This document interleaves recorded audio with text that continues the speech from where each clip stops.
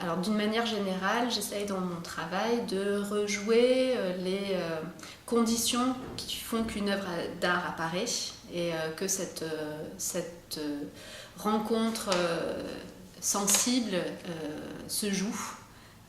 Et je pars du principe que ce sont dans des moments où le réel est complètement bouleversé, où on perd tous nos repères, que cet avènement arrive en fait, apparaît.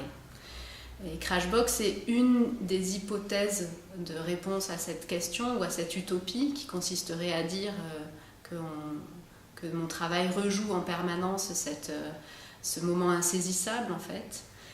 Crashbox est donc une réponse possible à cette quête impossible.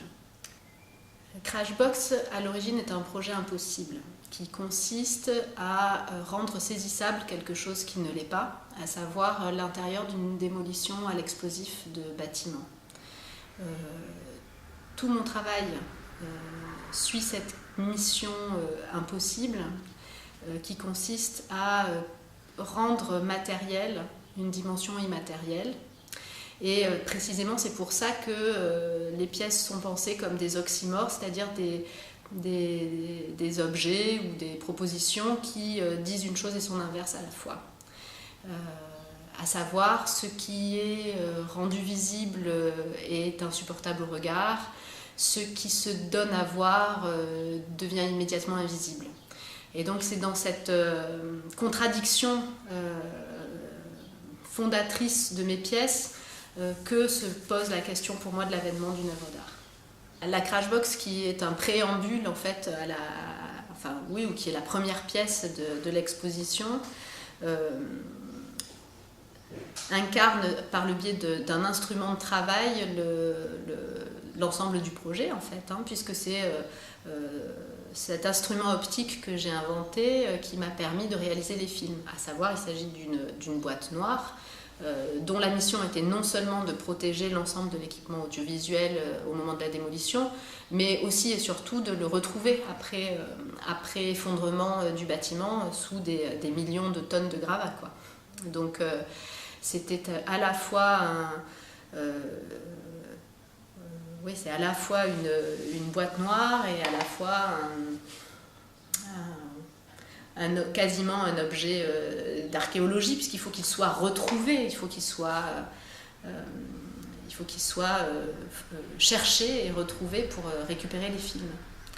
Et l'objet donc ici présenté est la seule des Crashbox que j'ai produite qui ne soit jamais allée sur un chantier encore. Donc en ce sens, elle a un statut particulier dans la mesure où l'ensemble des Crashbox produites sont-elles équipées de leur matériel audiovisuel et contiennent les films qu'elles ont tournés. Chacune stigmatise un chantier sur lequel elles sont allées, alors que cette Crashbox est absolument opérationnelle, elle est tout à fait fonctionnelle, mais en ayant été extraite du calendrier des chantiers, elle incarne l'outil en fait qui a permis, ou plutôt l'instrument devrais-je dire, qui a permis le développement de ce projet.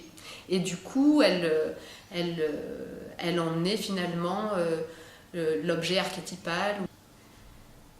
Le film est l'expression en images de ce que l'œil ne peut pas saisir, et donc c'est un passage du jour à l'obscurité, du jour à l'enfouissement en fait de la caméra au moment de la démolition, alors que le compte à rebours, lui, va être au contraire une mise en lumière du temps de cet événement qu'il stigmatise, et c'est dans le trop de lumière, justement, dans l'éblouissement que l'aveuglement va se jouer. Donc c'est quand j'essaye de mettre en lumière un événement qui se joue, et bien que le regard est insoutenable, et inversement, quand j'essaye de percer et de mettre à jour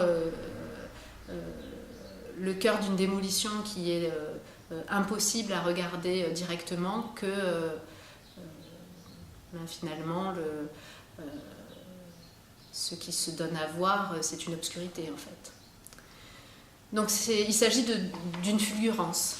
Il s'agit d'une fulgurance et d'un événement pendant lequel, à raison de quelques secondes, le réel va nous échapper et l'ensemble de notre rapport au monde va être mis en difficulté.